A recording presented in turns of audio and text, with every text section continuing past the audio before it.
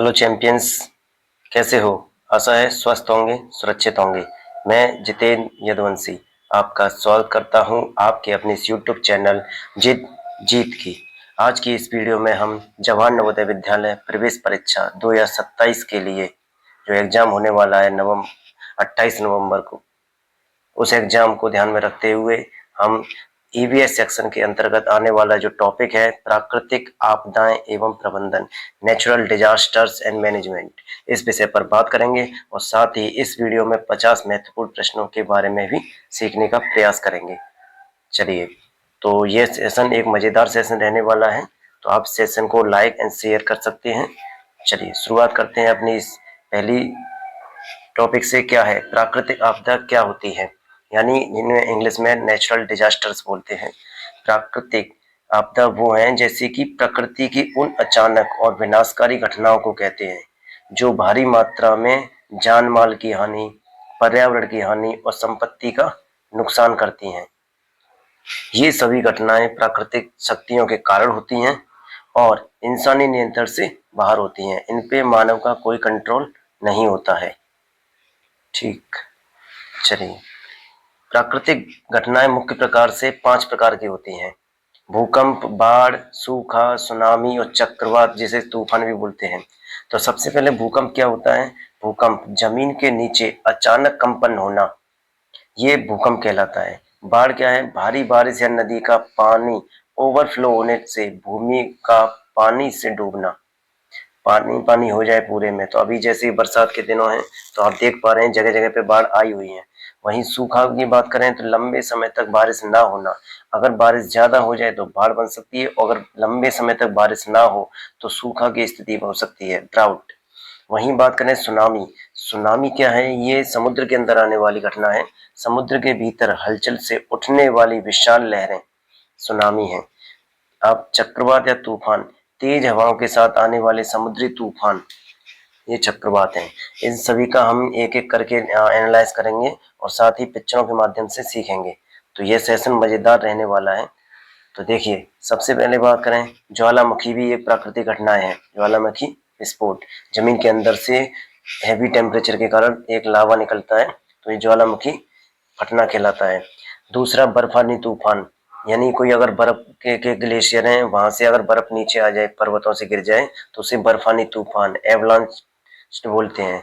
वहीं चक्रवात, भूकंप, भूस्खलन, हिमस्खलन, सुनामी, सूखा, ये सब क्या है? ये सब नेचुरल डिजास्टर्स हैं। ठीक है, चलिए शुरुआत करते हैं अपने 50 महत्वपूर्ण प्रश्नों के साथ, कि आप इनके उत्तर भी दें साथ में। चलिए, तो सबसे पहले बात करते हैं पहला प्रश्न। पृथ्वी की सतह के नीचे अचानक होने वाली तीव्र हलचल या कंपन को क्या कहा जाता है? प्रश्न क्या है? पृथ्वी की सतह के नीचे, यानी ये कहाँ की बात चल रही है? भूमि। और भूमि पे क्या आता है? भूकंप। क्या आता है? भूकंप। तो इस सतह के नीचे अचानक होने वाली तीव्र हलचल या कंपन को क्या कहते हैं? इसका ऑप्शन है आपका बी, भूकंप कहते हैं, अर्थक्वेक। ठीक है, चलिए प्रश्न नंबर 2। भूकंप की तीव्रता मापने के लिए किस पैमाने का उपयोग किया जाता है? तो भूकंप की तीव्रता मापने के लिए किस पैमाने का प्रयोग किया जाता है? ये आपका रिएक्टर स्केल का, ये आपको चित्र में दिखाई दे रहा होगा, ये रिएक्टर स्केल का एक चित्र है। ठीक है, चलिए प्रश्न नंबर 3। भूकंपी तरंगों की गति एवं तीव्रता को दर्ज करने वाले उपकरण यंत्र का नाम क्या है? अब भूकंपी तरंगों को, ये किसको दर्ज करता है? तरंग को। तो इसको क्या बोला जाता है? इसका नाम है आपका, ऑप्शन सी का है आपका बी, सिस्मोग्राफ। क्या बोला जाता है? सिस्मोग्राफ। तो दूसरी भाषा में से सिस्मोग्राफ भी बोला जाता है। चलिए प्रश्न आपका 4 है। यदि आप घर के अंदर हैं और अचानक भूकंप आ जाए तो सुरक्षा का सही प्राथमिक नियम क्या है? तो सुरक्षा का सही प्राथमिक नियम ऑप्शन बी, पहले झुको, ढको और पकड़ो। झुको, ढको और पकड़ लो जोर से, ये सेफ्टी प्रोटेक्शन है आपको यदि कोई भूकंप आ जाए तो। साथ ही आपको सिक्योर साइड पे रहना है, किसी के ऐसी जगह पे नहीं जैसे अगर वो गिरे तो आपके ऊपर गिरे, इस तरीके से नहीं। स्टे कनेक्टेड, जितना हो सके अपने आप को बचाएं, सेफ रखें। चलिए प्रश्न नंबर बात करते हैं 5। प्रश्न नंबर 5 है, समुद्र के भीतर शक्तिशाली भूकंप या ज्वालामुखी विस्फोट के कारण उठने वाली विशाल विनाशकारी लहरों को क्या कहते हैं? तो बताइए क्या कहते हैं? ये है ऑप्शन बी, सुनामी। समुद्र के अंदर जो विशाल लहरें उठी हैं, ये समुद्र का पानी लहरों के साथ आया है। रोड पे आप देख रहे हैं, ये रोड है, तो इसे क्या बोलते हैं? इसे सुनामी कहते हैं। ठीक है, सुनामी। प्रश्न नंबर 6, भारत के तटीय क्षेत्रों में 26 दिसंबर 2004 को किस भीषण प्राकृतिक आपदा ने भारी तबाही मचाई थी? तो 26 दिसंबर 2004 को जो आपदा आई थी, वो आई थी आपकी सुनामी। जैसे कि आप चित्र में देख पा रहे हैं, ये समुद्र की जो लहरें हैं उठ के आ रही हैं। ठीक है। प्रश्न नंबर 7, गुजरात के भुज और कच्छ जिले में 26 जनवरी 2001 गणतंत्र दिवस को कौन सी भीषण आपदा आई थी? तो ये आपदा आई थी आपकी विनाशकारी भूकंप। क्या आया था? भूकंप, जिसमें लोगों के घर भी टूट गए थे, लोगों का भारी नुकसान हुआ था। चलिए, प्रश्न नंबर 8, किस क्षेत्र में लंबे समय तक वर्षा न होने या बहुत कम वर्षा होने के कारण उत्पन्न जल संकट को क्या कहते हैं? आपको पता है, यहाँ वर्षा लंबे समय से नहीं हुई है, तो जमीन भी कैसे हो गई है? कट सी गई है एकदम। ठीक है, तो इसका ऑप्शन है आपका सूखा। जब कोई वर्षा नहीं होती है तो वहां सूखा पड़ जाता है। चलिए, प्रश्न नंबर है 9, अत्यधिक और लगातार मूसलाधार बारिश के कारण जब नदियां किनारों को तोड़कर बस्तियों में फैल जाती हैं तो उसे क्या कहते हैं? उसे कहते हैं ऑप्शन ए, बाढ़। ये नदी है आपकी अच्छी, और नदी के सहारे ये बस्ती थी, और हुआ क्या, जैसे ही नदी का ओवरफ्लो पानी हुआ तो ओवरफ्लो पानी इधर बहने लग गया, ये अंदर आया जो जहाँ पे लोग रहते हैं, तो यहाँ पे पानी की बाढ़ ऐसी स्थिति बनेगी, तो इस स्थिति को क्या बोलते हैं? बाढ़ आना, जो अभी बरसात के मौसम में अक्सर देखने को मिलती है। चलिए, प्रश्न नंबर है आपका 10, पहाड़ी ढलानों पर भारी बारिश या भूकंप के कारण मिट्टी और बड़ी चट्टानों के नीचे खिसकने की क्रिया को क्या कहते हैं? ये पहाड़ी ढलान है, और ये पहाड़ी ढलान है, यहाँ पे मिट्टी ये खिसक के रोड पे आ गई है। कहाँ पे आ गई है? रोड पे, सड़क पे आ गई है। तो जब ये मिट्टी नीचे फिसल के आ गई, तो इसको, इस जो घटना है, उस घटना को क्या बोला जाता है? भूस्खलन, लैंडस्लाइड। ठीक है, भूमि का खिसकना, भूस्खलन। चलिए, प्रश्न नंबर है आपका 11, समुद्र के ऊपर वायुदाब के कारण तेजी से घूमने वाली विनाशकारी हवाओं और मूसलाधार वर्षा वाले तूफान को क्या कहा जाता है? ये आप देख रहे हैं, समुद्र के अंदर उठने वाली विनाशकारी हवाएं और मूसलाधार बारिश के कारण जो तूफान उठ रहा है, उस तूफान को क्या कहा जाता है? तो ये आपका ऑप्शन ए, चक्रवात। इसे साइक्लोन बोला जाता है। ये आप देख पा रहे हैं चित्र में, ये क्या है? चक्रवात। चलिए, प्रश्न नंबर 12, जंगलों में प्राकृतिक कारणों जैसे आकाशीय बिजली या अत्यधिक गर्मी व घर्षण से लगने वाली अनियंत्रित भीषण आग को क्या कहा जाता है? तो जंगलों में जो आग लगती है उसे बोलते हैं जंगल की आग, यानी दूसरी भाषा में दावानल, फॉरेस्ट फायर या वाइल्ड फायर। आप देख पा रहे हैं पूरे जंगल के जंगल जल के नष्ट हो जाते हैं इसमें। ये होता किस वजह से? या तो गर्मी ज्यादा हो, तो गर्मी ज्यादा होगी तो जहाँ पेड़ पौधे पत्ते सूखे पड़े रहते हैं, तो उन सूखे पेड़ पत्तों में जल्दी आग लग जाती है, जिससे थोड़ी सी भी आग लग जाए तो पूरा जंगल तबाह हो जाता है। इसलिए इस आग को क्या बोला जाता है? जंगलों की आग को दावानल। चलिए, प्रश्न नंबर है 13, पहाड़ों की ढलानों से बर्फ के विशाल ढेर के तेजी से नीचे गिरने या ढहने की घटना को क्या कहते हैं? ये पहाड़ हैं, आप देख रहे हैं पहाड़ों पे क्या जमी हुई है? बर्फ। जब ये बर्फ नीचे आती है तेजी से खिसकती हुई, तो इस घटना को क्या बोला जाता है? इस घटना को बोला जाता है आपका एवलांच्ड हिमस्खलन। ऑप्शन ए करेक्ट है। ठीक है, इस घटना को क्या बोला जाता है? अगर जमीन गिरती तो भूस्खलन, और अगर बर्फ गिर रही है पहाड़ों से तो हिमस्खलन। चलिए, प्रश्न नंबर है आपका 14, अचानक बहुत कम समय में सीमित क्षेत्र में होने वाली अत्यधिक तीव्र मूसलाधार वर्षा को क्या कहा जाता है? बहुत कम समय में, जैसे ये बादल बन रहे हैं और ये बादल एक ही जगह पे गिर रहे हैं, देखिए बस केवल यही यही है, यहाँ कोई बारिश नहीं है, तो एक ही जगह पर बहुत तीव्र यानी फास्ट तरीके से अगर वर्षा हो रही है, तो एक तरीके से क्या घटना है? ये बादल का फटना। क्लाउड बरस्ट बोलते हैं इस घटना को। ठीक है, इसका ऑप्शन है क्लाउड बरस्ट, बादलों का फटना। चलिए प्रश्न नंबर है 15। पृथ्वी के अंदर से पिघली हुई चट्टानें जिसे मैग्मा कहा जाता है, क्या बोला जाता है? मैग्मा। गैस, राख और लावा बाहर निकलने की भूगर्भीय घटना को क्या कहा जाता है? तो ये आप चित्र में देख पा रहे हैं, ये पृथ्वी की जमीन है और इस जमीन के नीचे से ये एक लाल लाल सा जो पदार्थ निकला है, ये बहुत तेज गर्म भी है, इसे ही मैग्मा बोला जाता है। ठीक है, तो ये पृथ्वी की जमीन के अंदर से निकला है, तो एक तरीके की घटना है, उसे ज्वालामुखी विस्फोट, वोल्केनिक इरप्शन बोला जाता है। चलिए प्रश्न नंबर 16। ये आप देख पा रहे हैं, पहले ज्वालामुखी का फटना क्या है कि जैसे पृथ्वी है, पृथ्वी के अंदर क्या बना हुआ है? मैग्मा, मैग्मा है, बहुत लावा भरा हुआ है पृथ्वी के अंदर सतह के नीचे। जब यह लावा निकलने की कोशिश करता है तो जहां इसे जमीन की कहीं कमजोर परत दिखती है तो वहीं से ये फटने की कोशिश करता है, तो वहीं मैग्मा जब बाहर निकलने लगता है तो इसी घटना को क्या बोलते हैं? ज्वालामुखी,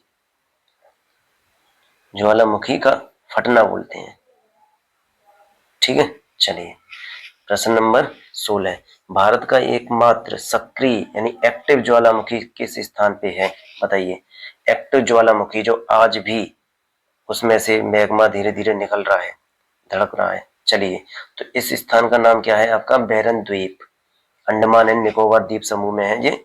यहाँ पे भारत का सबसे सक्रिय ज्वालामुखी है। चलो, क्या नाम है ज्वालामुखी का? नाम बैरन द्वीप। चलिए प्रश्न नंबर है आपका, भारत में प्राकृतिक एवं मानव निर्मित आपदाओं से निपटने के लिए गठित विशेष बल का नाम क्या है? तो जितनी भी प्राकृतिक आपदा होती हैं, प्राकृतिक आपदाओं से उन घटनाओं की सुरक्षा देने के लिए, बचाव कार्य करने के लिए, बचाव कार्य करने के लिए कौन सी टीम का गठित किया गया है भारत सरकार द्वारा? एनडीआरएफ, राष्ट्रीय आपदा मोचन बल, ये एनडीआरएफ है। चलिए प्रश्न और एनडीआरएफ के बारे में जानकारी लेते हैं। एनडीआरएफ क्या काम करती है? तो एनडीआरएफ बचाव, जितने भी बचाव कार्य हैं प्राकृतिक आपदा से, वो सब बचाव का कौन करता है? एनडीआरएफ। ठीक है, और इसकी फुल फॉर्म भी अगर आप देख सकते हैं तो फुल फॉर्म भी देख सकते हैं, क्या है इसकी? नेशनल डिजास्टर, नेशनल दे रखा है वैसे नेचुरल है। ठीक है, रेस्पॉन्स फोर्स। चलिए वहीं बात करते हैं, इसका जो राइजिंग डे कब मनाया जाता है? 19 जनवरी को। और इसकी जो एनडीआरएफ क्या क्या काम करती है कि लोगों की सहायता करना, किसी भी तरीके से कोई भी प्राकृतिक घटना से भूकंप आ जाए उसकी, उनके बचाव कार्य को तेजी में लाना होता है। चलिए वहीं बात करें प्रश्न नंबर 18 की, भारत में किसी भी आपातकालीन स्थिति इमरजेंसी हेल्प में पुलिस सहायता के लिए डायल किया जाने वाला एकीकृत नंबर कौन सा है? तो पुलिस सहायता के लिए जो नंबर डायल किया जाता है वो अभी पहले 100 नंबर था, अभी आपका 112 हो गया है। तो ये दोनों नंबर हैं पुलिस सहायता के लिए। किसके लिए? पुलिस हेल्प के लिए, इमरजेंसी आप नंबर है ये। चलिए प्रश्न नंबर है 19। आग लगने की आपात स्थिति में अग्निशामक दल, फायर ब्रिगेड को बुलाने की किस नंबर पर कॉल की जाती है? तो बताइए। इसका आंसर है आपका ऑप्शन ए, 101 नंबर पे। 101 नंबर पे बुलाएंगे तो फायर बुझाने यानी आग बुझाने वाली टीम आएगी। चलिए प्रश्न नंबर है 2, वो प्रश्न नंबर 20। घायलों और बीमारों को तुरंत अस्पताल पहुंचाने के लिए एम्बुलेंस का आपातकालीन नंबर क्या है? एम्बुलेंस का आपातकालीन नंबर है आपका 102 और 108 भी है। चलिए प्रश्न नंबर आपका 21। बाढ़ के बाद दूषित पानी पीने से कौन सी संक्रामक बीमारियां फैलने का सबसे बड़ा खतरा होता है? तो सबसे बड़ा खतरा, ये बाढ़ आई थी, बाढ़ में अगर पानी नहीं है पीने के लिए तो कुछ बच्चे, कुछ लोग इसी बाढ़ के पानी को पीते हैं, तो यह एक दूषित पानी है और इससे क्या हो सकता है? हैजा, टाइफाइड और पेचिस, इस तरीके की घातक बीमारी हो सकती है। चलिए प्रश्न नंबर है 22। बाढ़ या जल भराव वाले क्षेत्रों में पीने के पानी को जीवाणु मुक्त व सुरक्षित बनाने का सरल उपाय क्या है? सबसे सरल उपाय क्या है? तो सबसे सरल उपाय है आपका पानी को अच्छी तरह उबालना और छानना। पानी को क्या कर लें आप? बॉईल कर लें और उसको छान लें। ये सबसे अच्छी तरीके का पानी है, इसे आप पी सकते हैं। अगर कोई स्थिति बाढ़ जैसी या कोई प्राकृतिक आपदा जैसी स्थिति आ जाए तो। चलिए प्रश्न नंबर है 23। भूकंप का वह केंद्र जो पृथ्वी के भीतर, कहाँ पे, भीतर यानी गहराई में स्थित होता है, जहां से भूकंप क्या हुआ है, शुरू, भूकंप का स्टार्टिंग पॉइंट, उसे क्या कहते हैं? तो भूकंप का जो स्टार्टिंग पॉइंट है उसे क्या कहा जाता है? उसे कहा जाता है फोकस यानी हाइपोसेंटर। ये आप देख रहे हैं यहाँ से भूकंप शुरू हुआ है, ठीक है, यहाँ से। तो इस पॉइंट को क्या बोला जाता है? इसको बोला जाता है फोकस यानी हाइपोसेंटर।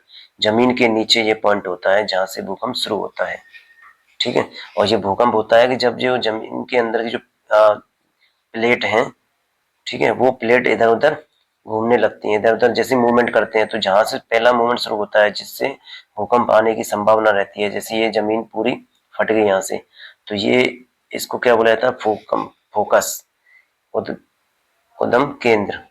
चलिए प्रश्न नंबर है आपका 24। भूकंप के उद्गम केंद्र के ठीक ऊपर पृथ्वी की सतह पर स्थित निकटतम बिंदु को क्या कहा जाता है? तो जब ये सेंटर को तो फोकस बोला जाता है, लेकिन सेंटर के ऊपर आप देख रहे हैं ये एक पॉइंट है, इस पॉइंट को क्या बोला जाता है? एपी सेंटर, ठीक है। तो इससे पहले जो जहां से शुरू होता है, स्टार्ट होता है, इस पॉइंट को बोला जाता है फोकस, और जो ऊपरी परत है पृथ्वी के, उस पॉइंट को बोला जाता है आपका एपी सेंटर, ठीक है। ये भूमि के अंदर होता है और ये भूमि की सतह पे है। चलिए प्रश्न नंबर बात करें 25 की। प्रश्न नंबर 25 है, डॉक्टर के आने से पहले किसी घायल व्यक्ति को दी जाने वाली तात्कालिक सहायता को क्या कहा जाते हैं? यदि उस समय डॉक्टर नहीं पहुंच पाया है तो उस समय आप थोड़ा बहुत उसकी हेल्प करते हैं, किसमें? उसके उपचार में। तो जो पहला जो आप थोड़ा बहुत ट्रीटमेंट देते हैं, उपचार देते हैं, उसे बोलते हैं प्राथमिक उपचार, फर्स्ट एड। और फर्स्ट एड ही होती है जो किसी की लाइफ लाइन हो सकती है, किसी की जान बचा सकती है। यदि मान लो कि कोई एक्सीडेंट हो गया और उस एक्सीडेंट में किसी का खून बहने लग गया, तो आप क्या करते हैं? उस खून को उसकी बंद कर दें अगर, तो वो एक फर्स्ट एड मानी जाती है। और अगर उसका खून बंद हुआ तो उसकी लाइफ कहीं ना कहीं बच सकती है, इसलिए फर्स्ट एड और लाइफ लाइन बोला जाता है। चलिए प्रश्न नंबर है 26। घर में बने फर्स्ट एड बॉक्स, जो फर्स्ट एड बॉक्स होता है उसमें अनिवार्य रूप से क्या होना चाहिए? हम अपने घरों में फर्स्ट एड बॉक्स रखते हैं, उसमें क्या क्या होना चाहिए? उसमें पट्टी, डिटॉल, एंटीसेप्टिक लोशन, ये ये डिटॉल है, एंटीसेप्टिक लोशन है, और रुई और दर्द निवारक दवा, जैसे ये फास्ट रिलीफ है, ये भी दर्द निवारक दवाएं हैं, पट्टी भी है, ठीक है। इस तरीके की कुछ एक किट होती है, उसको फर्स्ट एड बॉक्स बोला जाता है। और इस किट में आपका ये इस तरीके की चीजें होनी चाहिए और जो कि प्रत्येक घर में जरूरी है। चलिए प्रश्न नंबर 27 की बात करें। गर्मियों में उत्तर भारत में चलने वाली अत्यधिक गर्म और शुष्क हवाओं से होने वाली बीमारी को क्या कहा जाते हैं? गर्मियों में आपने देखा होगा जो गर्म हवा चलती हैं तो उनके कारण क्या होता है, जो बीमारी लगती है उसे बोलता है हीट स्ट्रोक यानी लू लगना बोलते हैं। क्या बोला जाता है? Heat stroke. तो warning signs of heat stroke, heat stroke से क्या हो सकता है?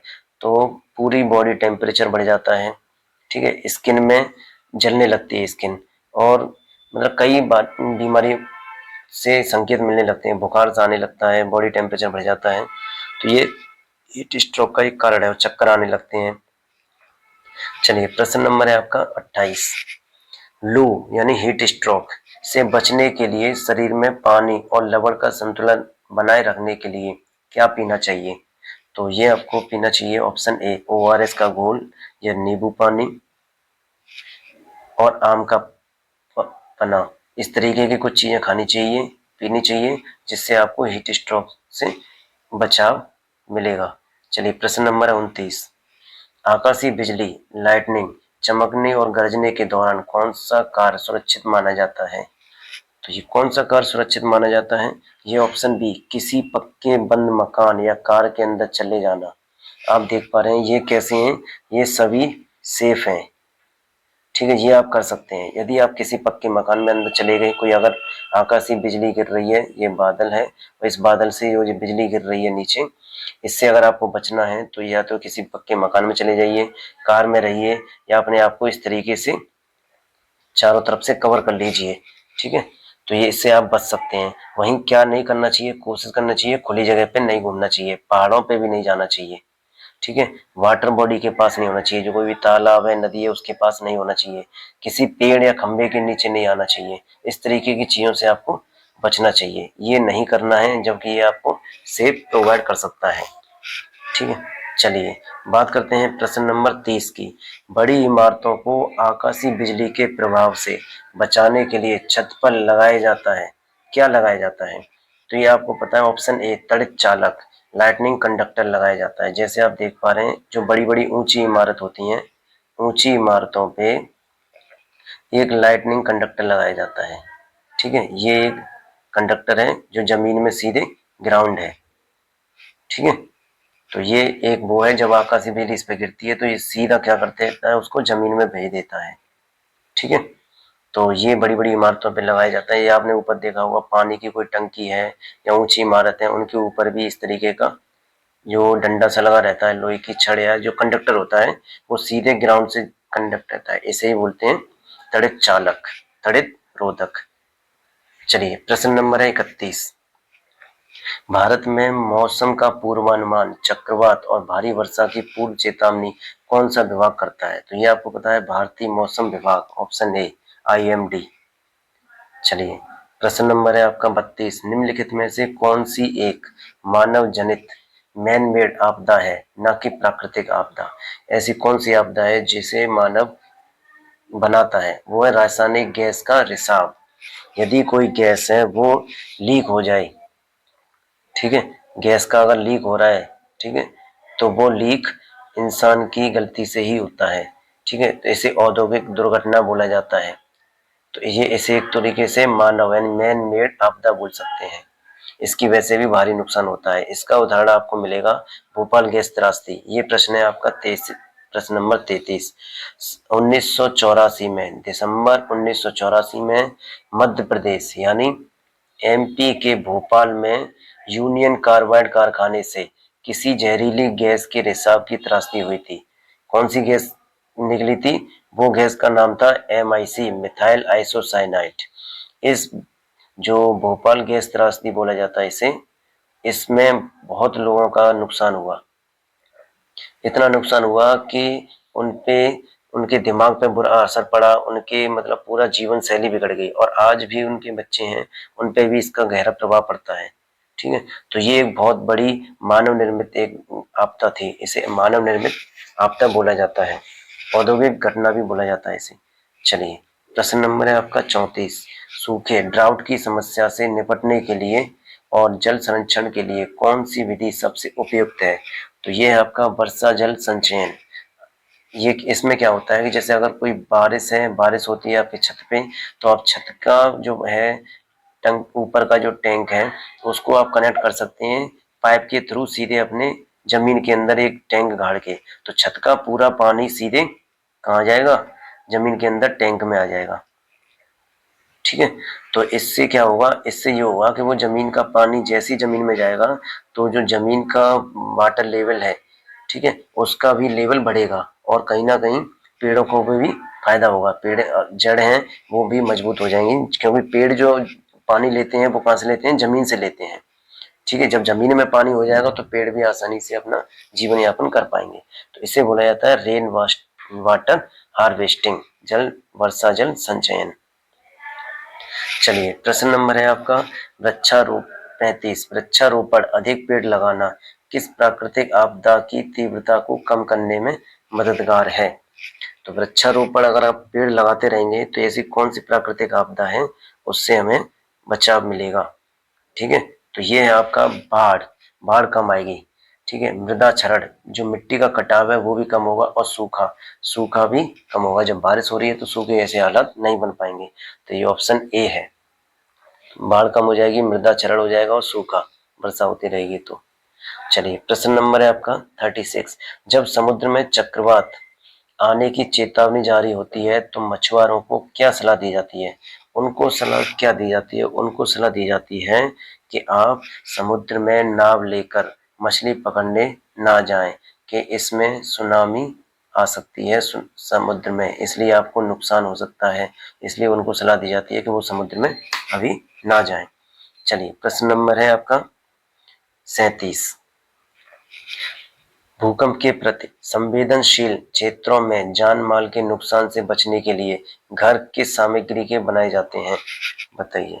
जहां भूकंप सबसे ज्यादा आते हैं जिस लोकेशन पे, तो वहां पे जो घर बनाए जाते हैं किस सामग्री से प्रयोग किया जाता है घरों के लिए? तो ये आपका प्रयोग किया जाता है ऑप्शन ए, हल्की लकड़ी, बांस और भूकंप विरोधी डिजाइन वाले घरों को तैयार किया जाता है, ताकि अगर घर नष्ट भी हो जाए तो लकड़ी और बांस से भारी नुकसान ना पहुंचे। ठीक है, चलिए ये है आपका प्रश्न नंबर 38।